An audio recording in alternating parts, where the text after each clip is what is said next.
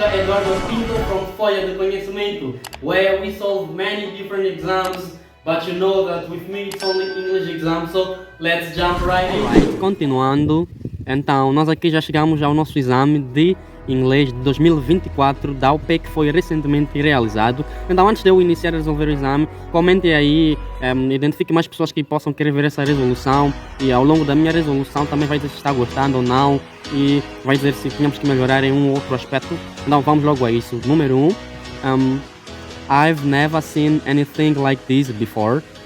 Neither, gap, I. Então a opção que nós vamos ficar aqui é o have, porque já vemos que a frase está no present perfect. Temos I've, não é uma contração de I have. Então vamos logo responder com o verbo to have.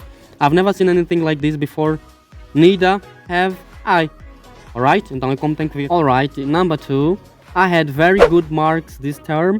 Gap, that's great. Então a nossa opção cá será uma questão, ok? I had very good marks this term. Had you? Não é? Por que nós respondemos com o had? Porque já temos o had cá no afirmativo. A pessoa está a dizer que teve boas notas neste semestre, não é?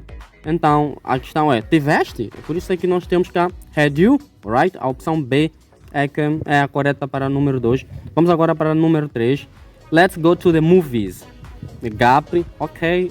And after the cinema, we could go for a drink somewhere. Let's go to the movies. Então, o que temos que colocar aqui é o shall we? Alright? Então, essa é uma expressão futurista. É o que nós temos mais usado. E eu sempre explico a diferença entre o shall e o will. Porque pode se preocupar mais, professor. Por que não podíamos usar o will we? Boa. Essa questão é que não quer calar. Quando temos o shall ele usamos com a primeira pessoa do singular e com a primeira pessoa também do plural. Então, sempre que virmos a possibilidade de fazermos o uso, devemos fazer o uso, ok? Vamos agora para número 4. She doesn't eat meat. I think she is a vegetarian. She, não é? A questão de procurarmos a conjugação correta da terceira pessoa, não é? She, não pode ser do eats, então tem que ser she does eat meat, but not very often, alright? Eu sempre ensino quando conjugo esses verbos que na terceira pessoa, no he, she e o it, essas terceiras pessoas do singular, nós temos que fazer algumas modificações no verbo, que é o caso que aconteceu aqui no número 4 e é a opção A, alright? Vamos agora para número 5. Mas pessoal, é importante para mim saber que vocês estão a gostar desta correção, estão a comentar aí no Facebook, estão a identificar mais pessoas no YouTube. Agora vamos para o número 5 e temos cá a questão. She wants to buy a new house, but ela quer comprar uma nova casa, mas ele não. Então o que faz sentido é que ele não quer, ok? Mas temos que colocar a conjugação correta. She wants to buy a new house, but he isn't. Não faz sentido. But he is now. But he does now. But he doesn't. He doesn't what? He doesn't want to buy a new house. Ele não quer comprar uma nova casa. Ela é que quer, ok? Então a nossa opção será D para número 5. Vamos agora para número 6. We should finish before we leave. Yes, we can't leave until we finish, ok? We should finish before we leave. Então, aqui é uma afirmação que depois torna-se uma questão. Temos que sair antes, temos que terminar antes de sair. Então, depois a questão é, devemos, não é? No caso, devemos sair antes de terminar.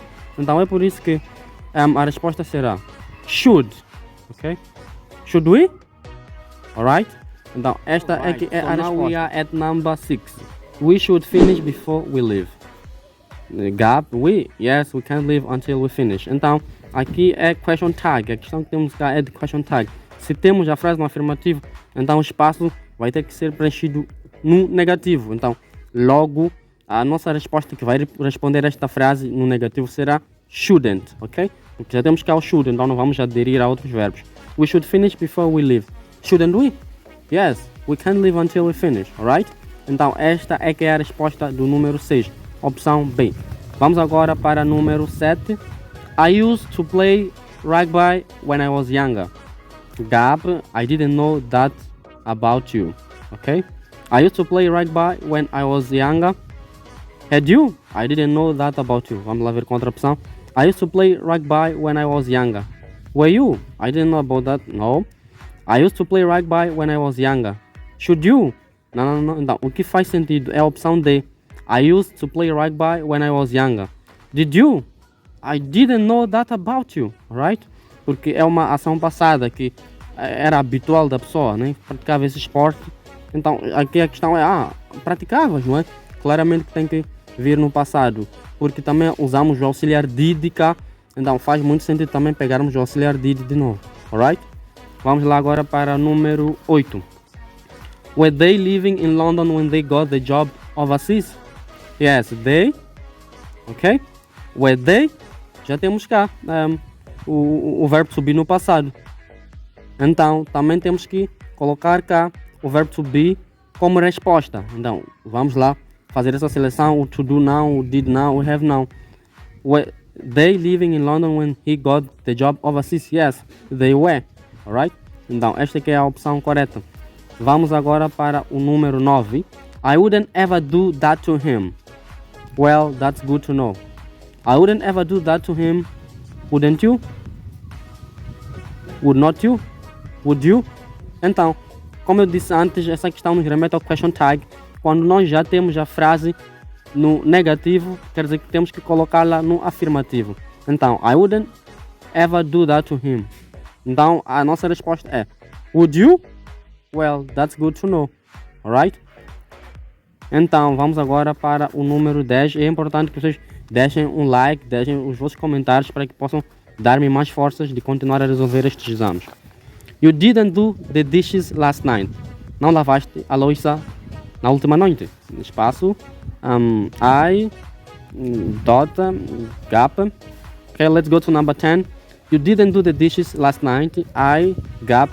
The dishes. These aren't the dishes from last night. You didn't do the dishes last night. I have been doing the dishes. These aren't the dishes from last night. I did do. Não faz nenhum sentido. I did them. Não faz sentido.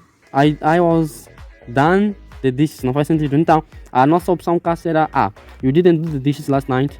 I have been doing the dishes. These aren't the dishes from last night. Alright?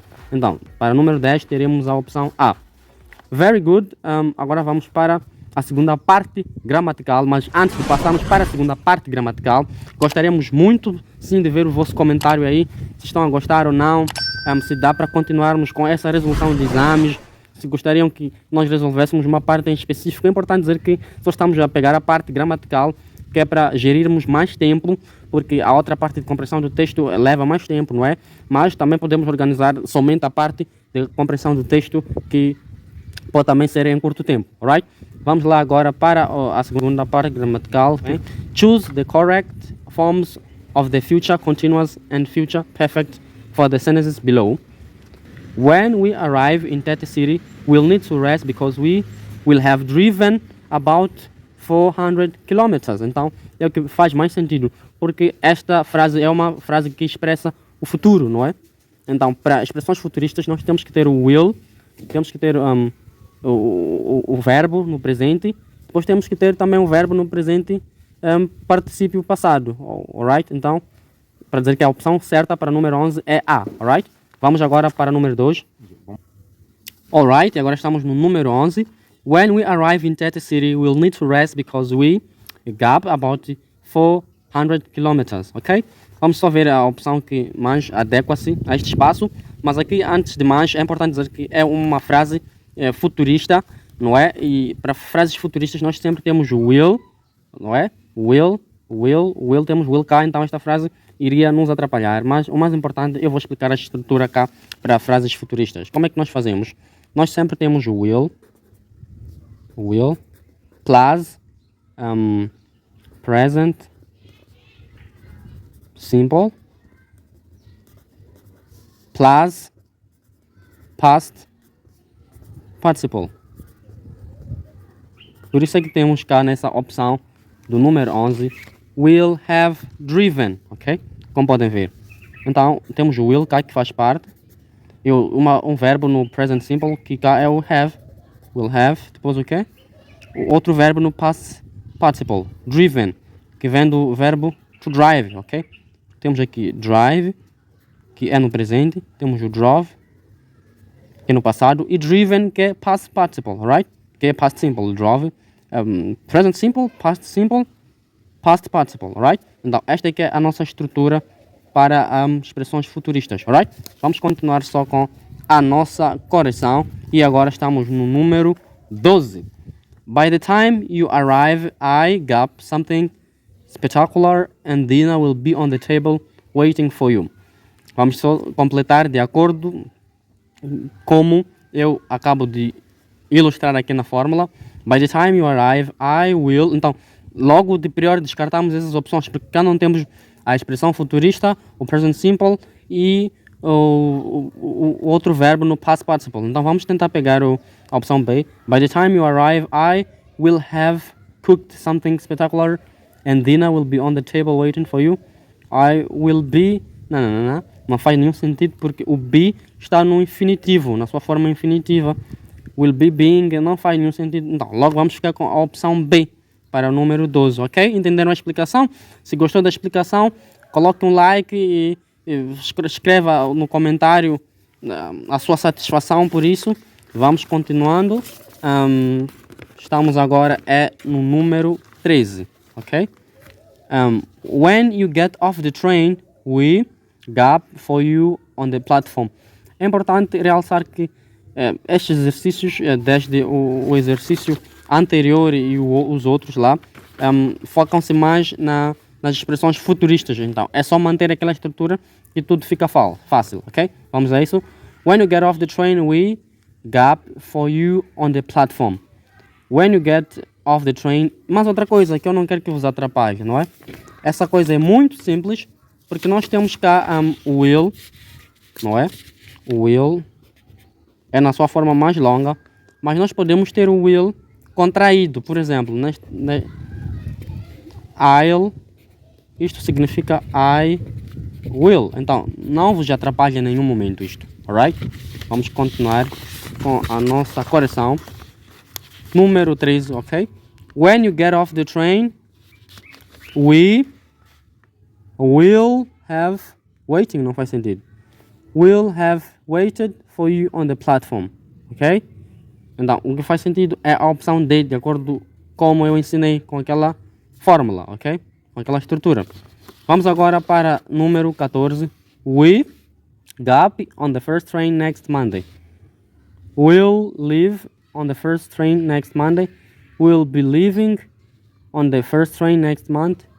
We'll have left. We'll be left. We'll leave. We'll be leaving, ok? O que faz sentido é will be leaving. Então, é importante dizer que nessas expressões futuristas, às vezes, respeitando aquela estrutura, a alteração é que podemos ter também o verbo no gerúndio, para além de termos o verbo no past participle, que é o caso da opção B cá no número 14. Então será will be leaving on the first train next Monday, ok? Vamos agora para o número 15. When I travel to England next year, gap English for over 4 years, so I think I'll be ready. Então, continuando, número 15, temos cá when I travel to England next year, I gap English for over 4 years, so I think I'll be ready. Então, a nossa opção cá, talvez iríamos estar um pouco céticos entre A e C, porque temos cá will be studying e will have studied, mas a opção correta nesse caso é C. When I travel to England next year, I will have studied English for over 4 years, so I think I'll be ready, right? Now let's go to number 16. Please come at 8. By that time, I'll be finished my homework and we can go out.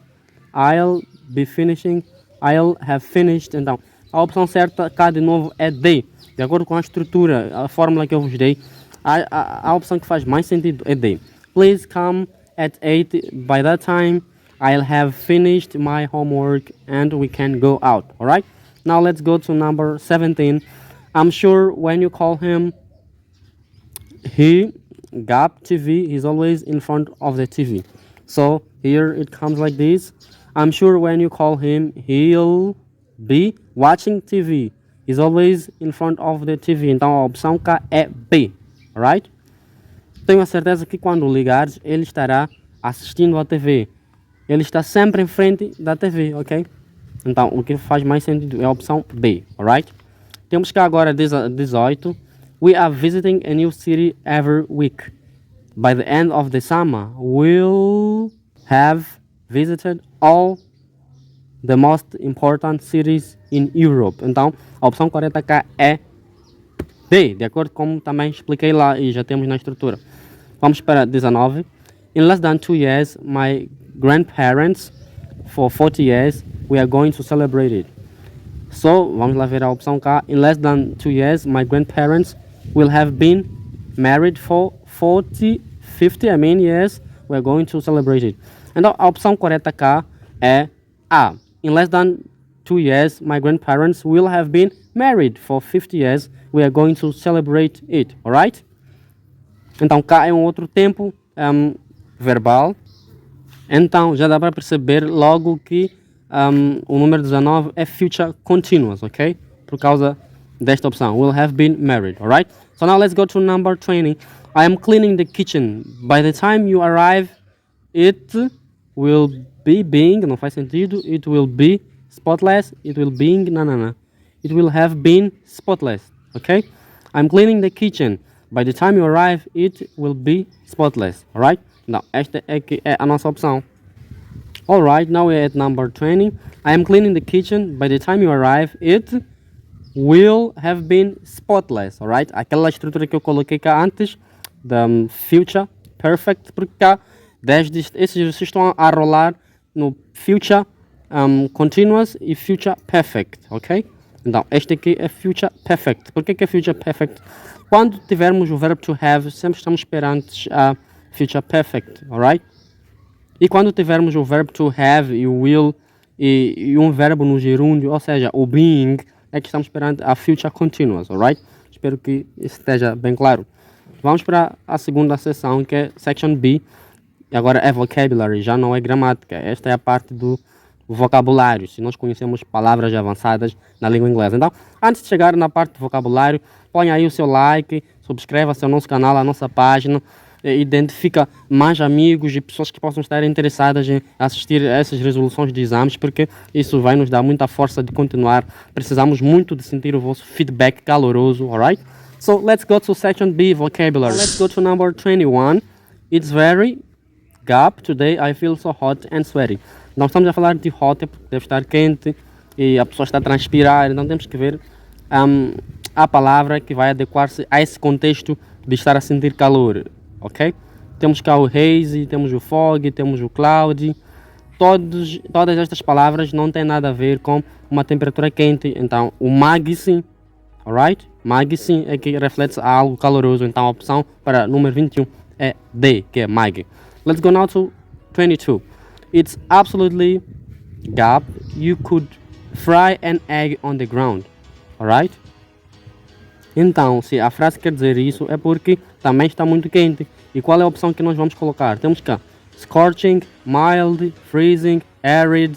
Mas a opção para muito calor ou um calor intensivo é scorching. Está absolutamente demasiado quente, não é? Que podias até fritar um ovo no chão. Não temos que ficar com a opção scorching. Let's go now to number 23. Alright? Although the rain has finally stopped, the ground is still very... So the option here is B. Although the rain has finally stopped, the ground is still very damp. Que significa úmido. Embora a chuva tenha parado, o chão ainda está úmido, não é? Com aqueles indícios de estar molhado, alright? So now let's go to number 24. It's a bit gap out there. I'd definitely wear a warm jacket if I were you, alright? So the option here is line C, alright? It's a bit cloudy out there. Está um pouco nublado, não é? I'd definitely wear a jacket if I were you. Porque quando está nublado, a ideia é de depois chover, não é? Então aconselha-se também chover ou frio, então aconselha-se mais usar jaquetas, não é? É por isso que a opção é C. Não pode ser nippy porque é picante, muggy porque é mais calor, scorching também é calor. Então nós vamos ficar com a opção C, que é cloudy, alright? Que faz mais sentido com a frase. Number 25. The sky is very. Today I hope the sun comes soon. O céu está muito hoje. Espero que o sol nasça muito cedo. Para dizer que não temos sol, não é um dia ensolarado. Então a nossa opção será overcast, que significa escuro. o céu está muito escuro hoje, então espero que muito em breve nasça o sol, ou saia o sol. Então a nossa opção será B. The sky is very overcast today. I hope the sun comes out soon. Now let's go to number 26. As it was a day, we were wearing our rubber boots. You know? So here the nice option is rainy. As it was a rainy day, uma vez que era um dia chuvoso, we were wearing our rubber boots. We were wearing our rubber boots, que significa nós estávamos usando as nossas botas de borracha, né? Que era para nos protegermos mais da chuva. Let's go now to number 27. The climate here is, it's rarely too hot or too cold. So the climate here is thundery, no, is chilly, is mild, is scorching. No, nós teremos cá. So the option here is mild. The climate here is mild. It's rarely too hot or too cold. Então mild é essa opção que é suave. Raramente está muito quente ou muito frio. Então a temperatura está amena. Isso é mild, que é suave. Very good. Now let's go to number 28. Because of the weather, the ferry to the island wasn't running. So because of the, so here we'll have number 28. Because of the stormy weather, the ferry to the island wasn't running, ok? Porque era um dia de tempestade, não é? Então não havia travessia para a ilha, alright? Então vamos colocar cá stormy, que é tempestade, stormy weather, alright? Very good. Now let's go to the next number, which is 29. The climate of the desert means that it's too dry for most vegetation to grow. So our option here in 29 will be the arid climate of the desert means that it's too dry for most vegetation to grow.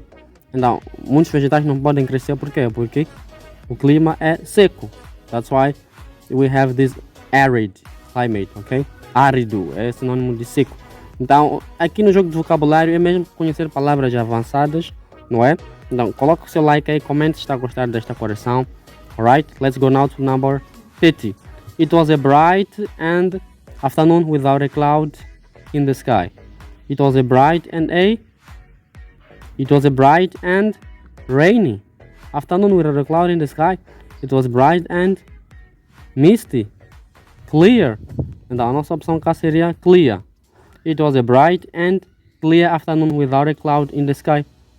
Era uma tarde brilhante e clara, sem nenhuma nuvem no céu. Então a nossa opção mesmo clara, clear, right? 30 is option D. Very good. Now let's check number 31. Joy is a terrible cold. Joy is passing out, no. Joy is suffering from a terrible cold. Joy está sofrendo de uma constipação terrível, alright? Que é Joy is suffering from a terrible cold. Our option here is B, alright? Now let's go to 32. During her first trimester of pregnancy, Maria often experienced morning. Temos que analisar os sintomas de uma mulher grávida. Temos que analisar os sintomas de uma mulher grávida e cá já temos flu, febre, cough, constipação, náusea que são náuseas. Então, logo enjoos, vamos ficar com a opção D. During her first trimester of pregnancy, Maria often experienced morning nausea. Ela teve náuseas bem de matina, não é o que estão a falar, durante o primeiro trimestre da sua gravidez. Então a nossa opção K para 32 é D. Let's go now to number 33. 33. Ken went to see his dentist about his toothache. Ok? Ele foi ver o seu dentista acerca da sua dor de dente. Então temos dentists usually work with toothache. Os dentistas habitualmente trabalham com dores de dente. Já temos cá a opção B. Kevin went to see his dentist about his toothache. I mean. So now let's go to number 34. My back was really hurting, so I took some. Again, my back was really hurting, so I took some. Temos cá painkillers, laxatives, antibiotics, antidepressants. Mas nós cá vamos ficar com a opção painkillers, que significam calmantes ou analgésicos, porque a pessoa disse que estava a sentir as suas costas bem doloridas, então tomou alguns analgésicos ou calmantes, que é a opção A, painkillers. Now let's go to number 35, which is the last one of our grammar and vocabulary section part. Okay, we have here Sarah to remove her appendix. So again, 35, Sarah got vaccinated to remove her appendix. No, it's not possible to remove an appendix by only getting vaccinated. Então, nós não podemos remover um apêndice apenas por vacinar ou ter um check-up que é verificar todo o organismo, não basta. Endured pain, suportou a dor. Underwent surgery, foi submetida a uma cirurgia. Então, isso é que mais coaduna. Vamos ter aqui Sarah underwent surgery to remove her appendix. Esta é que é a opção correta. Então, meus amigos, agradeço muito por terem acompanhado todo o vídeo do início ao fim, terem colocado o vosso like, terem dado esse suporte, mostrem para mais pessoas. E é importante dizer que nós resolvemos não somente a parte gramatical ou do vocabulário, mas as outras partes, mas que para fazermos isso precisamos muito do vosso feedback, que nos mandem mensagens, comentários, para nós continuarmos, voltarmos a explicar as coisas que não estão bem explícitas. Agradecemos muito e é necessário ter muito conhecimento mesmo para se envolver com esses exames. Não é somente aprender a gramática inglesa e pensar que já pode resolver o exame. Há termos cá de medicina, como vimos ao desenrolar do exame, temos termos também da temperatura. Então é importante se familiarizar com termos de diferentes áreas na própria língua inglesa, não somente aprender a própria língua inglesa. Então muito obrigado por estarem atentos aí no canal e já estou ansioso para o próximo vídeo. Bye bye! Folha de conhecimento. Nós somos a alavanca do seu sucesso.